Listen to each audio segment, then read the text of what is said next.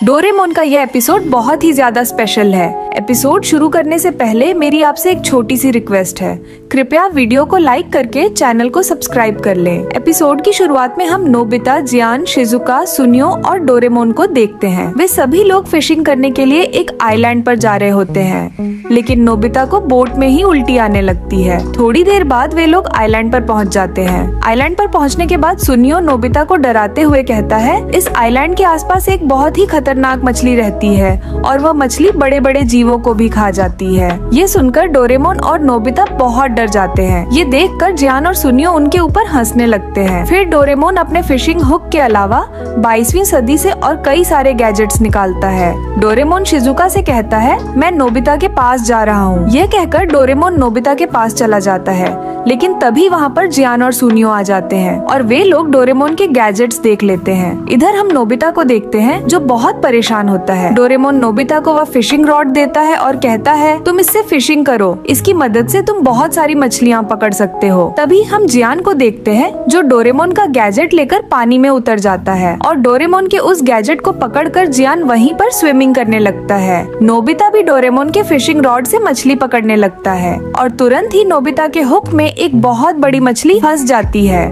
Nobita अकेले ही उस मछली को बाहर नहीं खींच पा रहा था, इसलिए डोरेमोन भी उसकी मदद करने लगता है। लेकिन वह मछली इतनी ताकतवर होती है कि वह डोरेमोन और नोबिता को अपने साथ खींच ले जाती है। वह मछली नोबिता और डोरेमोन को लेकर सीधा जियान के पास चली जाती है और डोरेमोन के उस गैजेट से टकराती है, जिससे कि डोरेमोन का वह गैजेट ब्लास्ट हो जाता है।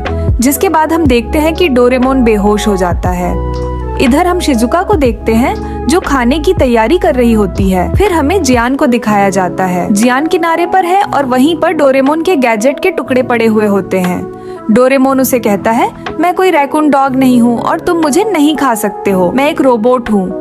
और ये बोलकर डोरेमोन रोने लगता है। तभी नोबिता वहाँ पर आता है और वह आकर उसे बहलाता है। जिसके बाद नोबिता उस आदमी से कहता है, यह मेरा दोस्त है। यह सुनकर वह आदमी डोरेमोन को छोड़ देता है। जिसके बाद डोरेमोन और नोबिता उस आदमी से पूछते हैं, यहाँ से टोक्यो कितनी दूर है? जिस पर वह आदमी कहता है, मैंने आज तक टोक्यो का नाम नहीं सुना है। डोरेमोन और नोबिता को कुछ भी समझ नहीं आता कि आखिर वे दोनों कहाँ हैं। तभी डोरेमोन को याद आता है कि हम यहाँ आने से पहले उस गैजेट से टकराए थे, जिसकी वजह से हम पुराने समय में आ गए हैं। डोरेमोन वापस 21वीं सदी जाने के लिए अपने पॉकेट से टाइम बेल्ट बाहर निकालता है, लेकिन तभी डोरेमोन को पता चलता है कि उसके पास उसका पॉकेट नहीं है। और यह जानने के बाद डोरेमोन और नोबिता बहुत घबराते हैं। नोबिता डोरेमोन से कहता है, आखिर तुम इतने लापरवाह कैसे हो सकते हो? तुमने अपनी पॉकेट गंवा दी तो हम यहाँ से कैसे जाएंगे? डोरेमोन और नोबिता के बीच लड़ाई हो जाती है। तभी वह आदमी उनके पास आता है। कुरो डोरेमोन और नोबिता से कहता है, चलो खाना तैयार है। जिसके बाद डोरेमोन और नोबिता कुरो के साथ बैठकर खाना खाने लगते हैं। डोरेमोन और नोबिता कुरो के घर की दीवारों पर उस बड़ी सी मछली की कई सारी फोटो देखते हैं। कुरो उन दोनों से कहता है, मैं इंक की मदद से मछलियों की ऐसी फोटो बनाता हूँ। डोरेमोन कुरो से कहता है,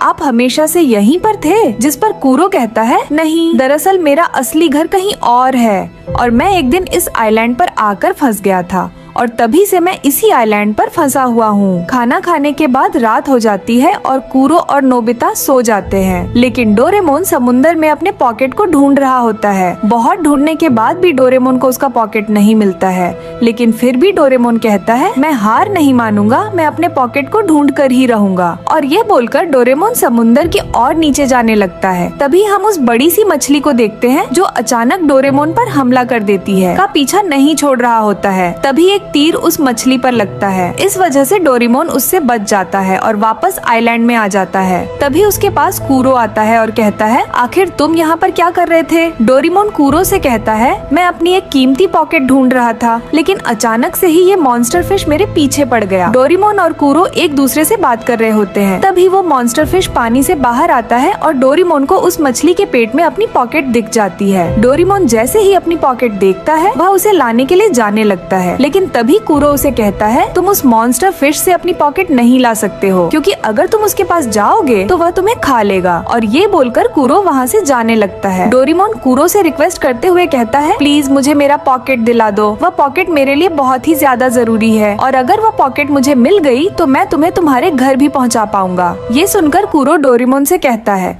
ठीक है, मैं तुम्हारी मदद करूँगा। अगले दिन हम देखते हैं कि कूरो फिशिंग रॉड के रस्सी में डोरेमोन को बांध देता है ताकि उसे वह एक चारे की तरह यूज कर सके, जिससे वह मॉन्स्टर फिश डोरेमोन को खाने आएगी और वे लोग उस मॉन्स्टर फिश को पकड़ पाएंगे। लेकिन डोरेमोन को चारा बनने में बहुत डर लग रहा था।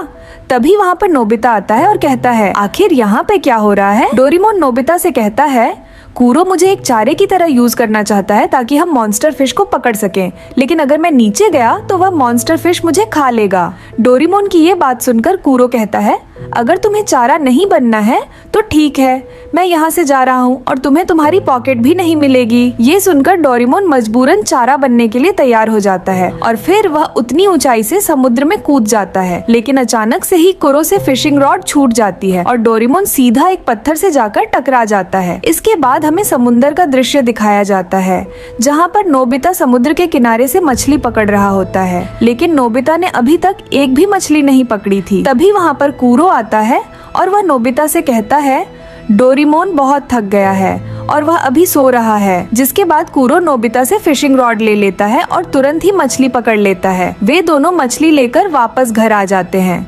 तभी हम देखते हैं डोरेमोन उठ जाता है और वह चिल्लाने लगता है। नोबिता भी वहाँ पर आ जाता है और वह डोरेमोन से कहता है, तो तुम उठ गए? कूरो डोरेमोन से कहता है, तुम ऊंचाई से नीचे गिर गए थे और बेहोश हो गए थे, लेकिन अब तुम उठ चुके हो। इसके बाद वे लोग एक साथ बैठकर खाना खाने लगते हैं और खाते हुए सोचते हैं, आखिर हम उस मॉन्स्टर फिश को पकड़ने के लिए क्या चारा दें। तभी डोरेमोन को याद आता है कि वह मॉन्स्टर फिश रेड टेल की वजह से उसके पीछे पड़ गई थी। डोरेमोन कहता है, शायद वह मॉन्स्टर फिश रेड कलर की चीज को देखकर आकर्षित होती है। ये सुनकर नोबिता अपने पास से एक रेड कलर की टॉय बाहर निकालता है। डोरेमोन नोबिता से कहता है, शायद हम इसकी मदद से उस मॉन्स्टर फिश को पकड़ सकते हैं। फिर वे तीनों रात के अंधेरे में ही बोर्ड लेकर उस मॉन्स्टर फिश को पकड़ने के लिए समुद्र में आ जाते हैं। फिर नोबिता हुक को पानी में फेंक देता है और उस मॉन्स्टर फिश का इंतजार करने लगता है। थोड़ी देर तक इंतजार करने के बाद वह मॉन्स्टर फिश नोबिता के हुक में फंस जाती है, लेकिन वह मॉन्स्टर फिश इतनी ज्यादा पावरफुल होती है कि वह अपने साथ उन तीनों को बहुत ही आसानी से खींच रहा होता है। लेकिन नोबिता भी उस फिशिंग रॉड को नहीं छोड़ रहा होता है। कभी नोबिता की फिशिंग रॉड की रस्सी टूट जाती है और वह मॉन्स्टर फिश भाग जाती है। डोरेमोन इस बार भी उस मॉन्स्टर फिश को पकड़ने में नाकाम हो जाता है, इसलिए वह बहुत गुस्से में आ जाता है और कहता है, मैं अपने आप को चारा बनाने के लिए तैयार हूँ। मैं किसी भी हाल में उस मॉन्स्टर फिश को पकड़ कर ही रहूंगा। ये बोलने के बाद डोरेमोन अपने आप को रस्सी में बांध लेता है और फिर कूरो से कहता है, मैं समुद्र में कूदूंगा और जैसे ही वह मॉन्स्टर फिश मुझे खाने के लिए आए तो तुम इस रस्सी की मदद से उस मॉन्स्टर फिश को ऊपर खींच लेना। यह बोलकर डोरेमोन सीधे समुद्र में कूद जाता है। तभी वह मॉन्स्टर फिश डोरेमोन को देखकर वहाँ पर आ जाती है। डोरेमोन जानबूझकर उस फिश के मुंह में चला जाता है और तभी नोबिता उस रस्सी का कार देता है, जिससे वह फिश ऊपर हो जाती है। वे लोग उस मॉन्स्टर फिश को बाहर निकालने में सफल हो जाते हैं। जैसे ही वह फिश बाहर आती है तभी कूरो बहुत सारा इंक लेकर वहाँ पर आता है और वह सारे इंक को उस मॉन्स्टर फिश के ऊपर डाल देता है ताकि वह उसका एक अच्छा पेंटिंग बना सके। अगले दृश्य में हम देखते हैं डोरेमोन और नोबिता एनीवेयर डोर से कूरो को उसके असली घर पहुंचा देते हैं। कूरो अपने असली घर आकर बहुत खुश हो जाता है और वह डोरेमोन और नोबिता का शुक्रिया करता है। इसके बाद डोरेमोन और नोबिता भी वापस 21वीं सदी में आ जाते हैं। डोरेमोन और नोबिता जियान और शिजुका से बात कर रहे होते हैं। तभी वहाँ पर सुनियो एक बुक लेकर आता है जिसमें वह मॉन्स्टर फिश होती है और उसे पकड़ने वाला नीचे कूरो होता है। तभी हम देखते हैं कि उस मॉन्स्टर फिश के मुंह में डोरेमोन है। यह देखकर जियान, सुनियो और शिजुका बहुत ही हैरान हो जाते हैं। नोबिता डोरेमोन से कहता है, तुम कूरो की वजह से फेमस हो गए। और डोरेमोन का यह स्पेशल एपिसोड यहीं पर समाप्त हो जाता है।